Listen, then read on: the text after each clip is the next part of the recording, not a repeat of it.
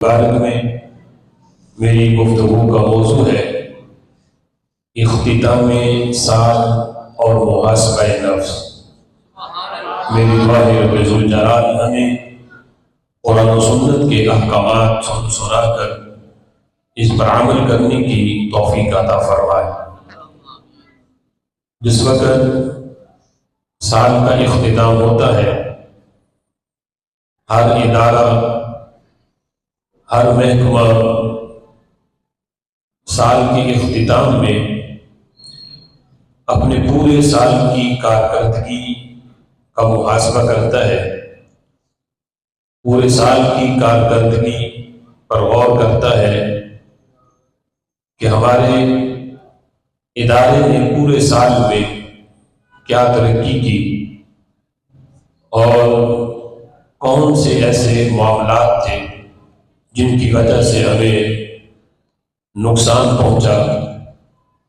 سال کے اختتام کے اندر یہ محاسبہ کرنا اور اپنی کارکردگی پہ غور کرنا یہ اس لیے بھی ضروری ہوتا ہے کہ وہ امور کہ جن کو اپنا کر ترقی ملی ہے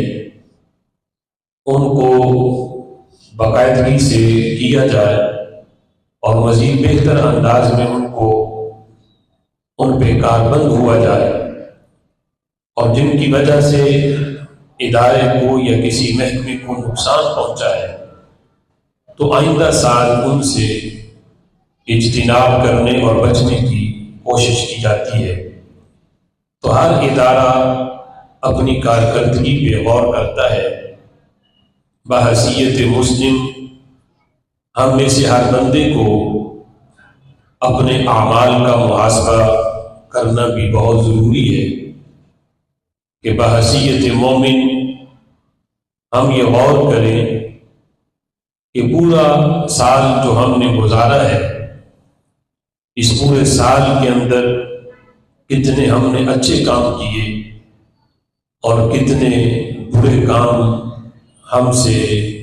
ہوئے ہیں، کتنی ہم نے نمازیں قضا کی، کتنی ادا کی، اس پورے سال کے اندر کتنے کام ایسے ہیں جو اللہ کی رضا کا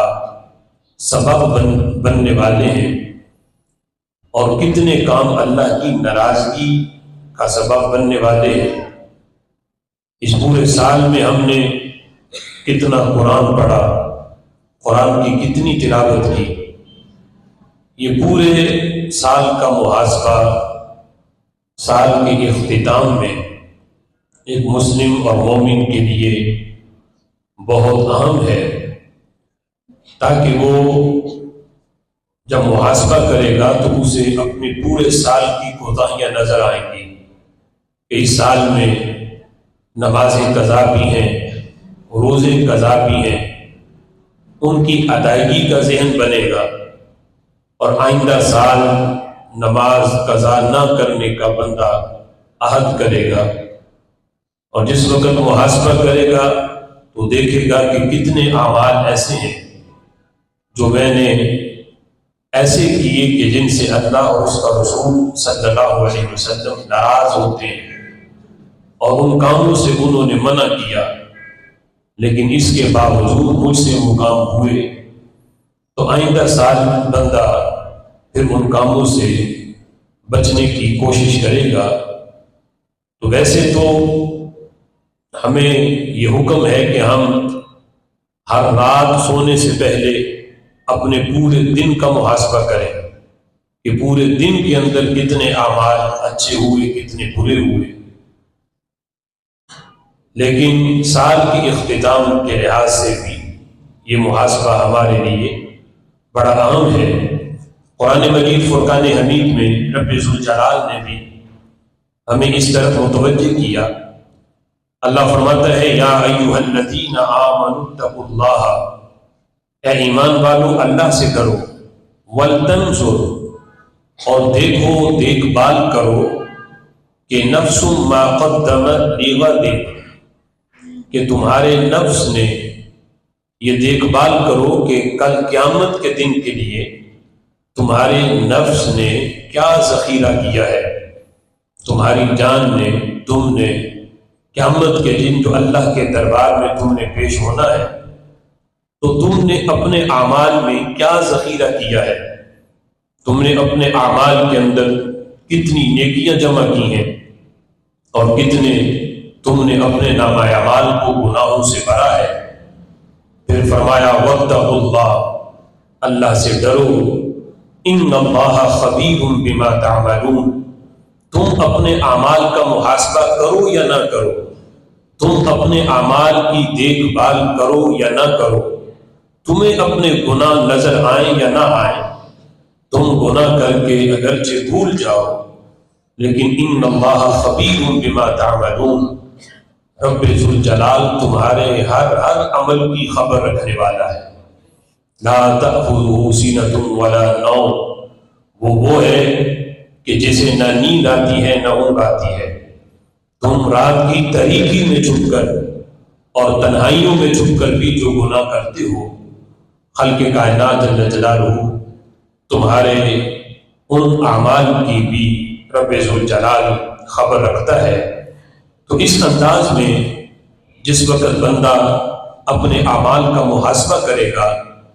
تو مومن کی یہ شان ہے کہ وہ گناہ پہ قائم نہیں رہتا، گناہ اس سے ہو جائے تو وہ فی الفور گناہ سے توبہ کرتا ہے۔ اور یہ بھی مومن کی شان ہے کہ مومن کسی گناہ کو بھی معمولی نہیں سمجھتا۔ رسول اللہ صلی اللہ تعالیٰ علیہ وسلم ارشاد فرماتے ہیں ان المؤمن یرا ذنوبہ کأنہ قاعد تحت جبل یخاف ان یقع علیہ۔ حضور فرماتے ہیں کہ مومن یوں ہوتا ہے، ایک ہے مومن کا گناہ کرنا اور ایک ہے منافق کا گناہ کرنا۔ مومن سے بھی گناہ سرزد ہو جاتا ہے، لیکن حضور فرماتے ہیں وہ گناہ کرنے کے بعد اس کی کیفیت یوں ہوتی ہے کہ جس طرح وہ بہت بڑے پہاڑ کے نیچے بیٹھا ہے اور وہ خوف کرتا ہے کہ یہ پہاڑ میرے اوپر گر جائے گا، تو جسے یہ خوف ہو کہ پہاڑ میرے اوپر گرے گا تو یقیناً وہ پھر اس سے بچنے کا سد باب بھی کرے گا، وہ اس سے بچنے کا حل بھی ڈھونڈے گا۔ تو فرمایا مومن گناہ کرنے کے بعد اس کی کیفیت یوں ہوتی ہے کہ جب تک وہ اس گناہ سے توبہ نہ کر لے اسے چین نہیں آتا۔ فرمایا یخاف ان یقع علیہ، وہ یوں ہے کہ جس طرح بہت بڑے پہاڑ کے نیچے بیٹھا ہے اور یوں گمان کرتا ہے کہ یہ پہاڑ میرے اوپر گر جائے گا۔ اور دوسری طرف فرمایا کہ جو فاسق و فاجر ہے، جو منافق ہے، وہ جب گناہ کرتا ہے تو اس کی صورتحال یہ ہوتی ہے وَإِنَّ الْفَاجِرَ يَرَى ذُنُوبَهُ كَذُبَابٍ مَرَّ عَلَىٰ أَنْفِهِ۔ فرمایا کہ فاسق و فاجر گناہ کرتا ہے تو اس کی حالت یہ ہوتی ہے کہ جس طرح ناک پہ مکھی بیٹھی ہو اور وہ ہاتھ مار کے تو مکھی اڑا دیتا ہے، یعنی اسے وہ بالکل ہلکا سمجھتا ہے۔ گناہ کرنے کے بعد وہ سمجھتا ہے کہ میں نے کوئی بڑا کام نہیں کیا، وہ یوں ہے کہ جس طرح ناک پہ مکھی بیٹھی ہو اور وہ ہاتھ مار کے مکھی کو اڑا دے۔ تو یہ کیفیت فاسق و فاجر کی ہے گناہ کرنے کے بعد کہ وہ محض ایک مکھی بیٹھنے جتنی حیثیت دیتا ہے گناہ کو، لیکن مومن گناہ کرنے کے بعد وہ یوں سمجھتا ہے کہ جس طرح وہ پہاڑ کے نیچے آ کے ہلاک ہو جائے گا، تو اس لیے وہ گناہ سے پھر توبہ کرتا ہے۔ اور جب وہ رب ذوالجلال کی بارگاہ میں اپنے اس گناہ کو یاد کر کے توبہ کرے، اللہ کے خوف سے اپنی آنکھ سے آنسو بہائے، تو میرے آقا فرماتے ہیں آنکھ سے آنسو نکل کے رخسار پہ بعد میں آتا ہے، اللہ پہلے اس کے گناہوں کو معاف فرما دیتا ہے۔ لیکن افسوس یہ ہے کہ آج اگر ہم اپنے گرد و نواح میں غور کریں تو ہمارے معاشرے کی صورتحال بھی یہ بن چکی ہے۔ خود اگر ہم اپنی حالت کی طرف معاشرے میں دیکھنا تو بات کی بات ہے، اگر ہم اپنی حالت کی طرف بھی غور کریں تو ہمیں یہ چیز نظر آئے گی کہ ہم بڑے سے بڑا گناہ کرنے کے بعد بھی اسے معمولی سمجھتے ہیں، حالانکہ صحابہ کرام علیہم رضوان تو تابعین کا زمانہ تھا، تو تابعین کو یہ کہا کرتے تھے کہ اب ہم ایسی صورتحال دیکھ رہے ہیں کہ جنہیں لوگ معمولی چیز سمجھتے ہیں، معمولی گناہ سمجھتے ہیں، ہم نبی پاک علیہ الصلوۃ والسلام کی ظاہری حیات کے زمانے میں تو ان گناہوں کو، ان کاموں کو اتنا بڑا سمجھتے تھے کہ ان گناہوں کی وجہ سے ہم ہلاک ہو جائیں گے۔ یعنی ہم حضور کے زمانے میں یہ سمجھتے تھے کہ اگر یہ کام ہم نے کر لیا تو ہم ہلاک ہو جائیں گے، اور آج ابھی زمانہ اتنا طویل نہیں گزرا کہ لوگ اسے معمولی سمجھ رہے ہیں۔ تو سوچو کہ جب بالکل قریب زمانے کی صورتحال یہ تھی تو آج تو اتنی صدیاں گزر چکی ہیں، تو آج تو صورتحال یہ ہے کہ قتل اور زنا، ڈکیتی اور چوری اور ڈاکہ زنی اور یہ جتنی بھی چیزیں ہیں، شراب نوشی، لوگ اس کو ایک انجوائمنٹ سمجھتے ہیں، اس کو آج گناہ نہیں سمجھا جا رہا۔ شراب نوشی جو ہے وہ بھی لوگ اس کو اپنے تقریبات کے اندر ایک انجوائے سمجھ کے اور ایک عام سا مشروب سمجھ کے اس کو پیتے ہیں، حالانکہ یہ اتنا بڑا گناہ ہے، کبیرہ گناہ ہے۔ زنا کو لوگ گناہ نہیں سمجھ رہے، یہ ساری چیزیں۔ اور آج یہ معاشرے کا جو وبال ہے، صحابہ اکرام علیہم رضوان کے دور کی اگر باتیں کریں تو اس میں برکتیں اسی لیے تھیں کہ وہ متشابہات سے بھی بچتے۔ ایک ہے حلال چیز، ایک ہے حرام چیز، لیکن جو مشتبہ چیز ہوتی کہ جس کے حلال حرام ہونے میں شک ہوتا، صحابہ اپنے دامن کو اس سے بھی بچا کے رکھتے۔ اور آج جو کنفرم چیزیں حرام ہیں، ہمارا معاشرہ ان کے اندر بھی ڈوبا ہوا ہے، یہی اس معاشرے کی تباہی کا اسباب ہے۔ رسول اللہ صلی اللہ تعالی علیہ وسلم کے ایک صحابی حضرت عبادہ بن قرط رضی اللہ تعالیٰ عنہ اس بات کو بیان کرتے ہیں، فرماتے ہیں انکم لتأتون امورا ہی ادق فی اعینکم من الشعر کننا نعدها على عہد رسول اللہ صلی اللہ علیہ وسلم من الموبقات والموبقات ہی المہلکات۔ حضرت عبداللہ بن عبادہ بن قرط کہتے ہیں کہ رسول اللہ صلی اللہ تعالی علیہ وسلم کے زمانہ مبارک میں اے لوگوں، جن چیزوں کو ہم سمجھتے تھے کہ وہ ہلاک کر دیں گی، تمہاری نظروں میں تو محض وہ ایک بال برابر ہیں، تم انہیں محض ایک بال کی حیثیت دیتے ہو، لیکن ہم سمجھتے تھے حضور کے زمانے میں کہ یہ چیزیں اگر ہم ان کو کریں تو یہ چیزیں ہمیں ہلاک کر دیں گی۔ یعنی اس حد تک صحابہ اکرام علیہم رضوان کا تقویٰ کہ وہ متشابہات سے بھی اپنے آپ کو بچا کے رکھتے۔ لہذا سال کے اس آخری جمعۃ المبارک کا یہ درس ہے، یہ پیغام ہے کہ پورے سال کے اعمال کا محاسبہ کرنا ہم میں سے ہر بندے کے لیے فرداً فرداً یہ ضروری ہے کہ شروع سے لے کے آخر تک پورے سال کا محاسبہ، اس میں نمازوں کی صورتحال بھی دیکھیں، اس میں جو رمضان شریف گزرا اس کی صورتحال بھی دیکھیں کہ کسی کے ذمے کوئی رمضان کا روزہ قضا تو نہیں، کوئی نماز قضا تو نہیں، قرآن کی تلاوت کی صورتحال کتنی رہی۔ یہ پورے سال کا محاسبہ سال کے اختتام کے اندر، اس سے پہلے کہ ہمارے رجسٹر تو تیار ہو چکے ہیں، لیکن حضرت عمر رضی اللہ تعالیٰ عنہ کہا کرتے تھے حاسبوا انفسکم قبل ان تحاسبوا وزنوا، فرمایا کہ اپنے اعمال کا محاسبہ خود کرو قبل اس کے کہ تمہارے اعمال کا محاسبہ کیا جائے، اور وزنوا بها قبل ان توزنوا، اپنے اعمال کا وزن خود کرو قبل اس کے کہ قیامت کے دن ترازو کے اندر تمہارے اعمال تولے جائیں، پہلے خود وزن کرو۔ اور اس وزن کا فائدہ یہ ہوگا کہ یہاں وزن کرنے سے اگر کمی محسوس ہوئی تو بندہ کوشش کرے گا اور نیکیوں کا پلڑا بندہ بھاری کر سکتا ہے، لیکن اس دن جب وزن ہوا تو پھر نیکیوں میں کمی ہوئی تو ایک ایک نیکی کے لیے بندہ ترسے گا، کوئی ایک نیکی دینے کے لیے بھی تیار نہ ہوگا۔ اس لیے حضرت عمر کہتے ہیں کہ آج فائدہ ہے، اپنے اعمال کا محاسبہ کرو اور اپنے اعمال کا وزن کرو۔ وَتَهَبُوا لِأَرْضِ الْأَكْبَرِ عَلَى اللَّهِ يَوْمَئِذٍ تُعْرَضُونَ لَا تَخْفَى مِنْكُمْ۔ حضرت عمر رضی اللہ تعالیٰ عنہ یہ کہا کرتے تھے، لوگوں اس دن کے لیے اپنے آپ کو تیار کرو کہ تم نے اپنے رب کے دربار میں پیش ہونا ہے۔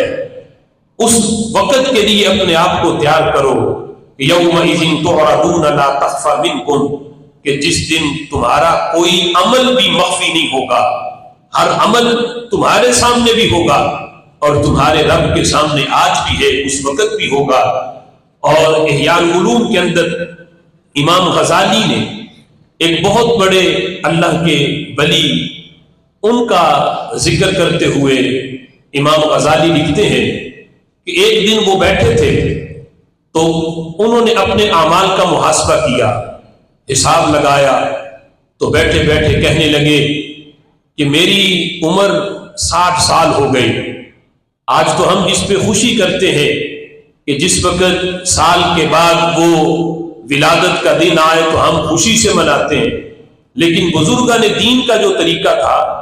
وہ اس سے جدا تھا۔ وہ اس پہ افسوس کرتے کہ ہماری زندگی کا 1 سال کم ہو گیا۔ وہ اس لحاظ سے اپنے اعمال کا محاسبہ کرتے، اگرچہ اس پہ خوشی کرنا کوئی شرعی لحاظ سے ناجائز نہیں، لیکن یہ تقوی کا اپنا اپنا انداز ہے کہ وہ اس انداز میں سوچتے کہ ہماری زندگی کا 1 سال کم ہو گیا۔ آج وہ لوگ کہ جو سال کے اختتام کو اس انداز میں گزارے کہ زنا کر کے یا شراب نوشی کر کے یا بےہودہ قسم کی حرکات کر کے یا ڈانس اور اس جیسے پروگرام کر کے وہ سال کا اختتام کریں، اور اگر یہ سال کا آغاز اس حالت میں کریں، انہیں سوچنا چاہیے کہ یہ خوشی کس بات پہ ہے۔ اگر وہ غور کریں تو ان کی زندگی کا 1 سال ان کی عمر سے کم ہو چکا، یہ تو افسوس کرنے کا مقام ہے، اور وہ اس انداز میں خوشی کر کے ناجائز حرکتیں کر کے اپنے رب کو ناراض کر رہے ہیں۔ تو حضرت امام غزالی کہتے ہیں کہ وہ اللہ کے ولی بیٹھے بیٹھے انہوں نے حساب کیا اور کہا کہ میری عمر کے 60 سال پورے ہو گئے، 60 سال میری عمر ہو گئی۔ تو حساب کرنے لگے کہ 60 سالوں کے اگر دن بنائے جائیں تو 21,500 تقریباً دن بنتے ہیں۔ تو پھر سوچا کہ میری زندگی کے 21,500 جو دن ہیں، اگر ہر دن کے اندر 1 گناہ بھی ہو تو میرے نامہ اعمال میں 21,500 گناہ تو لازمی ہوں گے۔ پھر اگر ہر دن میں 2 گناہ ہو تو یہ گناہ یہ تعداد ڈبل ہو جائے گی، اور اگر 3 ہو تو پھر 3 گناہ ہو جائے گی۔ اور اسی طرح اگر میں نے زندگی کے ہر دن کے اندر 10,000 گناہ کیے ہوں تو گناہوں کی تعداد کتنی ہوگی، میں کتنے گناہ لے کر اپنے رب کی بارگاہ میں پہنچوں گا۔ تو یہی انداز آج ہم میں سے ہر ایک کے لیے ہے۔ ہم سوچیں کہ وہ بچپن کی زندگی کہ جس میں شریعت کا قلم اٹھا ہوتا ہے، ہم مکلف نہیں ہوتے، وہ ایام نکال دیے جائیں، بلوغت سے لے کر جب سے ہم بالغ ہوئے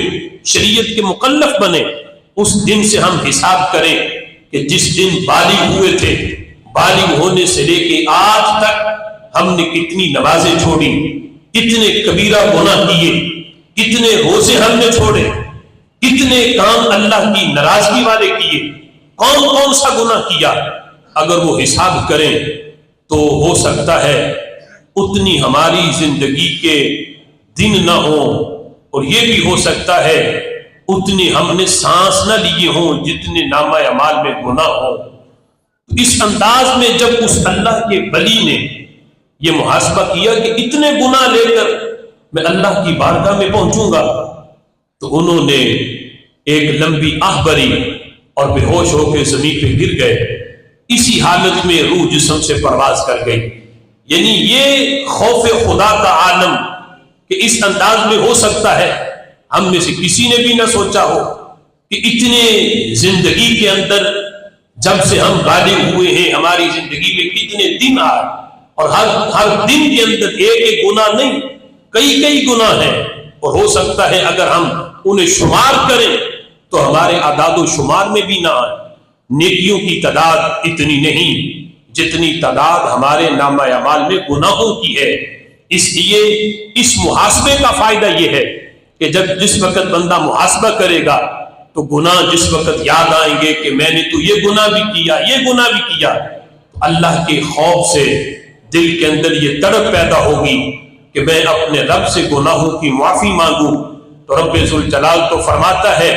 این تذہبون، تم گناہوں میں جتنے بھی ڈوب چکے ہو آؤ میری طرف،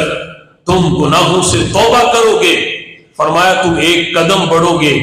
میری رحمت دوڑ کے تمہیں سینے سے بھی لگائے گی، تمہارے گناہوں کو معاف بھی کر دے گی۔ یہاں تک کہ رسول اللہ صلی اللہ تعالی علیہ وسلم اکثر صحابہ کو فکر آخرت کا درس دیتے، اور وہ درس آج سال کے اس اختتام میں ہمارے لیے ایک سبق کی اہمیت رکھتا ہے۔ رسول اللہ صلی اللہ تعالی علیہ وسلم صحابہ سے خطاب فرماتے ہوئے آپ نے یہ ارشاد فرمایا لا تنسوا عظیمتین، کہ میرے صحابہ دو عظیم چیزوں کو یاد رکھنا، دو عظیم چیزوں کو بھولنا نہ، انہیں ہمیشہ یاد رکھنا۔ تو صحابہ نے اب ڈائریکٹ بھی حضور ان چیزوں کے بارے میں بتا سکتے تھے کہ اسے یاد رکھنا، اسے یاد رکھنا، لیکن یہ گفتگو کا انداز ہے کہ پہلے ابہام پیدا کر کے پھر آگے اس ابہام کو دور کرنا، یہ مزید چیز کو ذہنوں کے اندر پختہ کرنا، اس لیے یہ انداز اپنایا جاتا ہے۔ پہلے فرمایا کہ صحابہ دو عظیم چیزوں کو یاد رکھنا، انہیں کبھی نہ بھولنا۔ سو صحابہ عرض کرتے ہیں مل عظیمتان یا رسول اللہ، جنہیں آپ دو عظیم چیزیں فرما رہے ہیں، محبوب یہ بتائیں کہ وہ دو عظیم چیزیں کون سی ہیں؟ تو میرے آقا فرماتے ہیں الجنت والنار، دو عظیم چیزیں، ان میں سے ایک جنت ہے ایک جہنم ہے، انہیں کبھی نہ بھولنا۔ ہر عمل کرنے سے پہلے ذہن کے اندر جنت اور جہنم کا خیال تمہارے ہمیشہ رہے کہ یہ جو کام کر رہا ہوں کیا یہ کام میرے جنت میں جانے کا سبب بنے گا یا جہنم میں جانے کا بنے گا۔ ہر ایک چیز کی طرف نظر اٹھاتے ہوئے اپنے ہاتھ کو بھی حرکت دینی ہے تو ہاتھ ہلاتے ہوئے، نظر اٹھاتے ہوئے، کانوں کا استعمال کرتے ہوئے، زبان ہلاتے ہوئے، اپنے قدم کو اٹھاتے ہوئے ہر عمل سے پہلے یہ غور کرو کہ میرا یہ عمل جہنم کے لیے ہے یا جنت کے لیے ہے۔ فرمایا ہر کام سے پہلے جنت اور جہنم کو یاد رکھنا۔ جس وقت میرے محبوب نے یہ بات کی، راوی کہتے ہیں حتی بقا، نبی پاک علیہ الصلوۃ والسلام رونے لگے، آپ کی آنکھوں سے آنسو بہے، اور میرے محبوب اتنا روئے الی ان جرت دمعی او بلت دمع جانبی لحیتہ،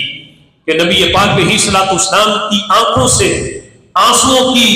اتنی لڑی جھڑی، اتنے آنسو جھڑنے لگے کہ نبی پاک علیہ الصلوۃ والسلام کی دونوں جانب سے داڑھی مبارک تر ہو گئی، آنسو اتنے نکلے، اور پھر حضور فرمانے لگے والذی نفس محمد بیدہ، میرے صحابہ مجھے قسم ہے اس ذات کی جس کے قبضہ قدرت میں محمد صلی اللہ علیہ وسلم کی جان ہے، مجھے اپنے رب کی قسم لو تعلمون من الامر ما اعلم، اگر اس معاملے کو تم جان لو جو میں جانتا ہوں، جو میں نے دیکھا ہوا ہے، جنت کی صورتحال اور جہنم کا ہولناک منظر جو میں نے دیکھا ہوا ہے، میرے صحابہ اگر تم جان لو تو فرمایا لمشیتم الی الصعید، پھر تم آبادیوں کو چھوڑ دو، تم یہ محلات پھر تمہیں اچھے نہ لگے۔ آج جن گھروں کے اندر عالی شان گھروں میں تم رہتے ہو، اور تمہیں ویرانے سے وحشت ہوتی ہے، اگر وہ تم جان لو جو میں جانتا ہوں تو ان آبادیوں سے تمہیں نفرت ہو جائے، تم جنگلوں میں نکل جاؤ، اپنے کپڑے پھاڑ کے تم جنگلوں میں نکل جاؤ، تم صحرا کی طرف چلے جاؤ، ان آبادیوں سے تمہیں نفرت ہونے لگے۔ اور فرمایا فحسیتم علی رؤوسکم التراب، آج تم جو معمولی سی خاک بھی اپنے بدن پہ پڑنے نہیں دیتے، ایک جو ہے وہ ریت کا ذرہ بھی تم اپنے چہرے پہ پڑنے نہیں دیتے، وہ مٹی دھول سے آج تمہیں الرجی ہے۔ لیکن میرے صحابہ، جو میں دیکھا ہوا ہے، جو میں جانتا ہوں، اگر تم جان لو تو تم خود مٹی پکڑ کے اپنے سروں پہ ڈالو، اپنے اعمال کو یاد کر کے۔ اگرچہ یہ خطاب اس وقت صحابہ سے تھا، لیکن صحابہ کے ذریعے آج یہ خطاب محبوب کا ہم سے ہے۔ صحابہ کرام علیہ رضوان تو محفوظ ہیں گناہوں سے، وہ تو ہر وقت بارگاہ رسالت میں رہتے، رب ذوالجلال نے تو انہیں محفوظ رکھا، لیکن یہ خطاب ان کے ذریعے آج ہمارے لیے تھا کہ جنہیں مکانوں سے، عالیشان گھروں سے محبت ہے، دنیا کی محبت دلوں میں آ گئی، تو میرے آقا فرماتے ہیں اگر تم وہ جان لو جو میں جانتا ہوں تو ان چیزوں سے تمہیں نفرت ہو جائے، تم ویرانوں میں چلے جاؤ اور اپنے سروں پہ تم مٹی ڈالو، دنیا کی محبت تمہارے دلوں سے نکل جائے۔ اور مزید رسول اللہ صلی اللہ تعالی علیہ وسلم نے جس وقت فکر آخرت کے درس میں یہ بھی بیان کیا، حضرت عقبہ بن عامر رضی اللہ تعالی عنہ نے یہ پوچھا تھا، یا رسول اللہ صلی اللہ علیہ وسلم من نجاتو، محبوب یہ بتائیں کہ نجات کن چیزوں میں ہے، نجات کن اعمال میں ہے، کون سے کام کریں تو ہمیں نجات ملے گی؟ تو میرے محبوب علیہ الصلوۃ والسلام نے 3 چیزیں بیان کی، اور وہ 3 چیزیں ایسی ہیں کہ گویا کہ میرے محبوب نے پورا سمندر کوزے میں بند کر دیا۔ اگر یہ 3 چیزیں اگر ہم اپنا لیں تو یقیناً نجات ہمارے لیے بھی پکی ہے، کہ یہ نصاب صرف عقبہ بن عامر کے لیے نہیں تھا، قیامت تک آنے والے ہر امتی کے لیے یہ نصاب تھا۔ پوچھا گیا کہ محبوب نجات کس میں ہے؟ تو میرے محبوب علیہ الصلوۃ والسلام نے فرمایا امسک علیکا لسانکا، سب سے پہلی چیز یہ ہے اپنی زبان کو روک کے رکھو۔ ایک حدیث میں ہے املک، اپنی زبان کے مالک بنو، یہاں ہے امسک علیکا، تیری زبان تیرے اوپر رکی رہے، تمہیں یہ قدرت ہو کہ تم اپنی زبان کو روک کے رکھو، اس سے جھوٹ نہ نکلے، اس سے کسی کی غیبت نہ ہو، اس سے کسی کی چغلی نہ ہو، اس زبان سے کسی کی دل آزاری نہ ہو، اس زبان سے کسی کی تم پگڑی نہ اٹھا لو، کسی کو مذاق نہ کرو، کسی کی دل آزاری نہ کرو، اپنی زبان کو روک کے رکھو۔ اور ایک حدیث میں میرے آقا نے فرمایا تھا تم مجھے 2 چیزوں کی گارنٹی دے دو، میں تمہیں جنت کی گارنٹی دے دیتا ہوں۔ 2 چیزوں کی ضمانت تم دے دو، جنت کی ضمانت میں دیتا ہوں۔ پوچھا گیا محبوب 2 چیزیں کون سی ہیں؟ فرمایا ایک 2 جبڑوں کے درمیان ہے، اور ایک چیز 2 ٹانگوں کے درمیان ہے۔ فرمایا 2 جبڑوں کے درمیان زبان ہے، اس کی گارنٹی دو کہ یہ غلط نہیں چلے گی، جنت کی گارنٹی میں دیتا ہوں۔ 2 ٹانگوں کے درمیان تمہاری شرمگاہ ہے، اس کی گارنٹی دے دو کہ اس کا غلط استعمال نہیں کرو گے، حلال جگہ پہ استعمال ہوگا، حرام جگہ پہ نہیں ہوگا۔ اور میں اس کی گارنٹی دے دو، یہ 2 چیزیں انہیں سنبھال کے رکھو گے، جنت کی گارنٹی تمہیں میں دے دیتا۔ اور اس نے فرمایا امسک علیک لسانک، ہم اپنی زبان کو روک کے رکھو۔ اور دوسرا فرمایا وَلْيَسَعْكَ بَيْتُكَ، تیرا گھر تیرے لیے وسیع رہے، تیرا گھر تیرے لیے کشادہ رہے۔ اب اس فرمان کا مفہوم بڑا وسیع ہے، تیرا گھر تیرے لیے چھوٹا نہ پڑے، وسیع ہو۔ مطلب یہ ہے کہ تم فالتو وقت اپنے گھر کے اندر گزارو، یہ نہیں کہ فالتو وقت جو ہے تم گلی کی کونے میں یا چوکوں پہ یا کسی اور بےہودہ مجلس میں بیٹھ کے تم اپنے وقت کو بسر کرو، چھٹی کا دن تم جو ہے وہ کسی بےہودہ مجلس کے اندر بیٹھ کے اس کو گزارو نہیں، فرمایا تیرا گھر تیرے لیے کشادہ ہو، ہاں جس کام کے لیے گھر سے نکلنا ضروری ہے اس کے لیے تم نکلو، پنجگانہ نماز کے لیے یا اپنے کاروبار کے لیے، اس کے علاوہ جتنا بھی فالتو وقت ہے اس کے لیے تمہارا گھر تمہیں چھوٹا نہ پڑے، تمہارا گھر وسیع ہو کہ تم فالتو وقت اپنے گھر کے اندر گزار کے اپنے گھر کو آباد کرو۔ اب اگر نبی پاک علیہ الصلوۃ والسلام کے اس فرمان پہ عمل ہو جائے کہ تمہارا گھر تمہارے لیے چھوٹا نہ پڑے، وسیع ہو، فالتو وقت باہر بیٹھ کے نہیں گزارنا، تو سوچو بندہ کتنے گناہوں سے بچ جائے گا، کتنے گناہوں سے بندہ اپنے آپ کو محفوظ کر لے گا۔ اور تیسری بات میرے محبوب علیہ الصلوۃ والسلام نے جو بیان کی، فرمایا وَبْكِي عَلَىٰ خَطِيَّتِكَ، اپنے گناہوں کو یاد کر کے رویا کرو، گناہوں کو یاد کر کے رویا کرو۔ فرمایا یہ چیز ایسی ہے جس میں تمہاری نجات پکی ہے، جس وقت تم گناہوں کو یاد کر کے رو گے،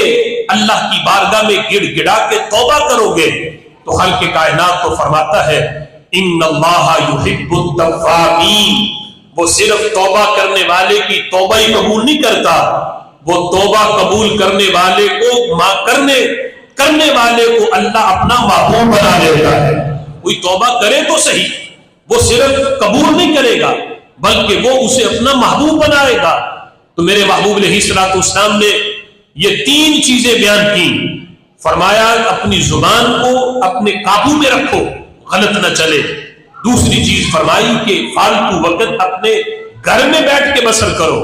اور تیسری چیز میرے محبوب فرماتے ہیں کہ اپنے گناہوں کو یاد کر کے، اپنے گناہوں کی وجہ سے، خوف خدا کی وجہ سے گڑ گڑایا کرو، رویا کرو۔ یہ تین چیزیں ایسی ہیں اگر ان پہ عمل کرو گے تو خالق کائنات جل جلالہ تمہیں جہنم سے ہمیشہ کے لیے نجات عطا فرما دے گا۔ حضرت عبداللہ بن عمر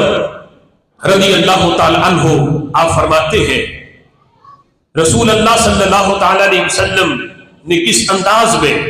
اپنے صحابہ کو فکر آخرت کا درس دیا۔ آج ہم میں سے ہر بندہ اسے امید ہے کہ ہم نے اپنی پتہ نہیں کتنا جینا ہے، حالانکہ جو سانس اندر گئی ہے وہ باہر آنی ہے یا نہیں اس کا بھی پتہ نہیں۔ کچھ لوگ ہم میں سے ہو سکتا ہے یہ سمجھیں کہ ابھی ہم بچے ہیں، جوان ہیں، ابھی تو موت جو ہے وہ بوڑھے ہوں گے تو آئے گی۔ تو جب جس وقت بندہ اپنی موت کو بھول جاتا ہے تو پھر لمبی لمبی پلاننگ کرتا ہے، گھر بڑے مضبوط بناتا ہے، عالیشان بناتا ہے، بندہ اگلے سالوں کی سوچتا ہے، بڑی دور کی سوچتا ہے، حالانکہ اسے یہی نہیں پتا کہ جو قدم میں نے اٹھایا ہے پتہ نہیں یہ اگلا قدم اٹھا پاؤں گا یا نہیں، اس سے پہلے موت آ جائے گی۔ حضرت عبداللہ بن عمر کچا مکان تھا ان کا، تو وہ اپنے مکان کی مرمت کر رہے تھے، یعنی اس کو پکا نہیں کر رہے تھے کہ اس دور کے اندر پکے مکان کہاں، کہ جس دور کے اندر مسجد نبوی کی صورتحال یہ ہو کہ کھجور کے پتوں کی چھت ہو اور بارش پڑے تو وہ بھی پانی نیچے آئے، اور اتنا آئے کہ نبی پاک علیہ الصلوۃ والسلام خطبہ دے اور پانی مسجد کی چھت سے نیچے بہے اور محبوب کی داڑھی مبارک سے بھی بارش کے پانی کے قطرے گرے۔ اس وقت تو صورتحال یہ تھی، ایک صحابی نے اپنا مکان ڈبل کر لیا، ڈبل سٹوری، تو محبوب وہاں سے گزرے، صرف اتنا پوچھا کہ یہ مکان کس کا ہے، تو بتایا گیا کہ یہ فلاں صحابی کا ہے۔ میرے محبوب نے کوئی ناپسندیدگی کا اظہار بھی نہیں کیا، صرف اتنا پوچھا کہ یہ کس کا ہے، پوچھ کے چل دیے۔ وہ صحابی کو جس وقت پتا چلا کہ محبوب یہاں سے گزرے، انہوں نے سوچا کہ ہو سکتا ہے میرے محبوب نے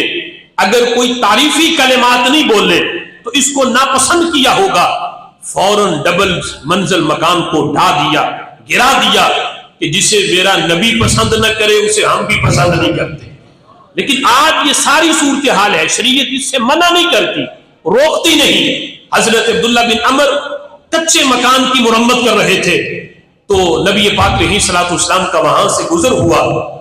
تو میرے محبوب نے پوچھا اے عبداللہ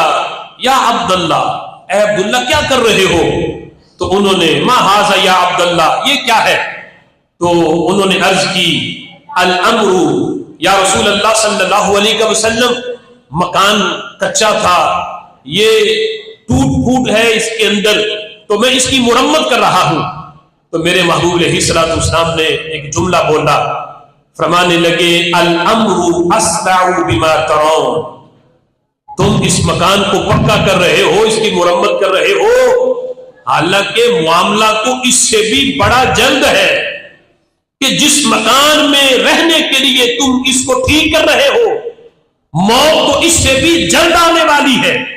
موت تو اس سے بھی نزدیک ہے، اور تم اس کی تیاری میں ہو کہ میں اسے پکا کر کے اس میں رہوں گا، اس کی مرمت کر کے میں نے اس میں رہنا ہے، اور میں اگلے سانس کا بھی پتہ نہیں، اور میں معاملہ تو اس سے بھی بڑی جلدی کا ہے۔ ہم بچپن میں ایک کہانی پڑھی تھی، تھوڑا تھوڑا اس کا مضمون ذہن میں ہے، غالباً وہ انگلش کی کتاب میں تھی۔ ایک شخص جو ہے اس نے اپنے نام کا ایک کتبہ بنایا اور بڑے القابات اس نے اس کے اوپر لکھوائے، اور ذہن میں بڑی لمبی پلاننگ تھی کہ میں اپنا بڑا عالی شان محل بناؤں گا، گھر بناؤں گا، اس گھر کے باہر میں اپنے نام کا یہ کتبہ جو ہے وہ اس کو لگاؤں گا، اویزہ کروں گا۔ اب گھر تو نہ بن سکا، کتبہ پہلے تیار کر لیا، لیکن اسے کیا پتا تھا کہ جو کتبہ میں نے اپنے محل پہ لگانے کے لیے تیار کیا ہے وہی کتبہ میری قبر کی زینت بنے گا۔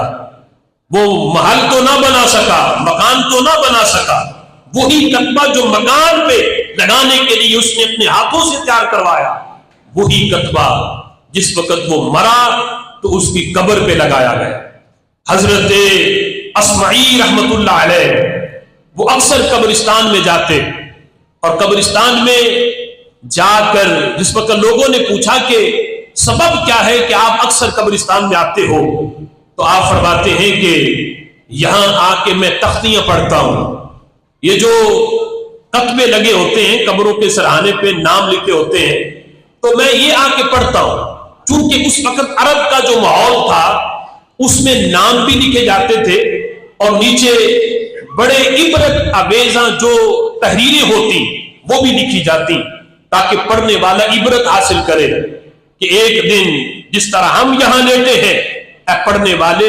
ایک دن تیرے ساتھ بھی یہ وقت آنے والا ہے۔ تو حضرت اصمعی رحمت اللہ علیہ وہ ایک دفعہ قبرستان گئے تو انہوں نے ایک کتبے پہ یہ لکھا ہوا پڑھا، کف واعتبر فقریبا تحل ھذا المحل، لکھا تھا کہ اے بندے ٹھہر جا، واعتبر غور و فکر کر، فقریبا تحل ھذا المحل، آج جس جگہ پہ میں لیٹا ہوں وہ وقت دور نہیں کہ تو نے بھی اسی جگہ پہ آ کے لیٹنا ہے، غور و فکر کر، تو نے بھی اسی جگہ پہ لیٹنا ہے۔ ھذا مکان یساوی فیہ اعز الاذل، اور یہ لکھا تھا یہ وہ مکان ہے، دنیا میں تو فرق ہے کہ کوئی ایک کنال کی کوٹھی میں رہتا ہو اور کوئی چھوٹی سی جھونپڑی میں رہتا ہو، دنیا میں تو یہ فرق ہے، لیکن یہ وہ مکان ہے کہ جو غریب و امیر کے لیے مساوی ہے۔ غریب اور غریب کی قبر بھی 6 فٹ کی ہے، امیر کی بھی اتنی ہی ہے، یہاں کوئی پتھر نہیں، کوئی سنگ مرمر نہیں، دنیا میں یہ فرق ہو سکتا ہے۔ ھذا مکان، لیکن یہ وہ مکان ہے یساوی فیہ الاعز الاذل، جہاں عزت والا بھی برابر ہے، ذلت والا بھی برابر ہے، یہاں امیر غریب کا کوئی فرق نہیں، جو کپڑا امیر پہن کے آئے گا وہی کپڑا غریب نے بھی پہن کے آنا ہے۔ لیکن یہ قبر روشن کشادہ اسی کے لیے ہوگی کہ جو امیری نہیں، جو قبر کے لیے اپنے نیکیوں والے اعمال یہاں لے کے آئے، اعمال حسنہ لے کے آئے، تو پھر فرق ہے۔ اگر کوئی برے اعمال لے کے آئے گا تو یہ قبر اس کے لیے جہنم کا گڑھا ہے، اور اگر کوئی نیک اعمال کا رجسٹر اس کے لیے لے کے آئے گا تو یہی قبر اس کے لیے جنت کا باغ بن جائے گا۔ لہذا سال کا اختتام ہے، ہو سکے تو سال کا اختتام اللہ تعالیٰ کی عبادت کرتے ہوئے اور اگلے سال کا آغاز بھی اللہ کی عبادت کرتے ہوئے اس سال کا آغاز ہو، تاکہ اختتام بھی یہ لکھا جائے کہ اللہ کی عبادت کر رہا تھا تو اس حالت میں سال کا اختتام ہوا، اور آغاز بھی اللہ کی عبادت اور اللہ کے ذکر کے اندر ہونا چاہیے۔ ہو سکے تو سال کا پہلا دن روزے کی حالت میں ہو اور اللہ تعالیٰ کا ذکر اور اذکار کرتے ہوئے، قرآن و سنت کی پابندی کرتے ہوئے، نماز کی پابندی کرتے ہوئے، اور یہ جتنی بھی خرافات ہیں، جتنی بھی بیہودہ مجالس ہیں، یہ جتنے بھی جو ہے وہ شریعت کے خلاف پروگرام ہیں، جو آتش بازی ہے جو ایسے موقع پہ ہوتی ہے، ان کاموں سے بالکل اپنے آپ کو بچا کے رکھنا ہے۔ اللہ تعالیٰ کی بارگاہ میں دعا ہے کہ رب ذوالجلال عمل کی توفیق عطا فرمائے، آمین بجاہ